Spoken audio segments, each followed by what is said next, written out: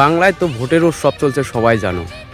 আজকে আমি হিন্দু দাদা ভাইদের কাছে একটা প্রশ্ন করব, যদি কেউ পারো এই প্রশ্নের জবাব দিয়ে যেও। আজকে তোমরা বিজেপি বিরোধিতা কেন করছো? কেন করছো? এটাই হচ্ছে আমার প্রশ্ন, কেন করছো? বিজেপি কি করেছে এমন তো তাদের বিজেপির বিরোধিতা করতে হবে? আজকে আমি একটা ভিডিও ক্লিপ দেখাচ্ছি তোমাদেরকে, ভিডিও ক্লিপটা দেখো। ভিডিও ক্লিপটা দেখার পরে নিজেকে নিজে প্রশ্ন করবে যে আমি কথাগুলো সঠিক বললাম না ভুল বললাম। বুঝতে পারলে?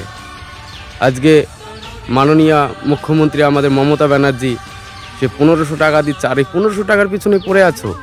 আগে ভিডিও ক্লিপটা দেখো, দেখার পরে আমি বলছি কিছু দুই একটা কথা। এই ভিডিওটা কোথাকার জানো? বলতে পারবে? এই ভিডিওটা হচ্ছে মুর্শিদাবাদ ডিস্ট্রিক্টের শামশেরগঞ্জ থানা, গ্রামের নাম হচ্ছে বেদবোনা, যেখানে ওয়াকফ বিল আন্দোলনের নামে ষড়যন্ত্র করে সেখানকার হিন্দুদের উপর আক্রমণ করা হয়েছিল। সেই সব হিন্দুদের বাড়িঘর জ্বালিয়ে দিয়েছিল, এমনকি সেখানকার মা বোনেদের ইজ্জত নিয়েও ছিলিমিনি খেলা হয়েছিল। আর সেখানে তো একটা হরগোবিন্দ দাস এবং চন্দন দাস, দুই বাপ বেটাকে কুপিয়ে মারা হয়েছিল। তারপরেও বলছো যে আমরা বিজেপির বিরোধিতা করব। কেন?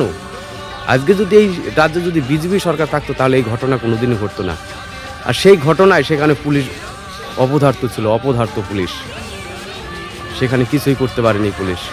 শুধু এই মা বোনেদের ইজ্জত কী করে বাঁচলো জানো? সেই বেদবোনা থেকে পাশেই ছিল বিএসএফ ক্যাম্প, মোটামুটি 40 কিলোমিটার দূরে হবে হয়তো। সেখানকার বিএসএফরা তাদের বের করে নিয়ে এসে নদী পার করে আমাদের পাল্লালপুরে এনে তাদেরকে আশ্রয় দিয়েছিল, নদী পার করে।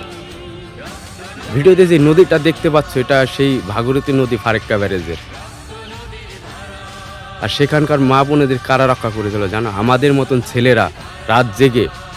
তারপরে তো অনেক মিডিয়া আসলো, অনেক সোশ্যাল মিডিয়া আসলো, অনেক কিছুই করলো, রাজ্যপাল পর্যন্ত আসলো। তো সেখানকার কিছু হয়েছে? কিছুই হয়নি। তো অতএব আমরা নিঃস্বার্থে বিজেপিকে যেন ভোটটা দেই, এটাই হচ্ছে আমার হিন্দু দাদা ভাইদের কাছে একটা কথা বলার ছিল। নিঃস্বার্থে ভোট দিন, একদম নিঃস্বার্থে। বিজেপি আমাদের কিছু লাগবে না এক কথায়, কিন্তু আমাদের একটা ভালো, একটা মজবুত একটা হিন্দু লিডার চাই। আজকে যেই সব দাদা ভাইরা বিজেপি বিরোধিতা করছে, আরে তোমাদের চিন্তা ছেড়েই দাও, তোমাদের চিন্তা করতে হবে না। তোমার ছেলেবেলের চিন্তা করো, তাদের ভবিষ্যতের চিন্তা করো।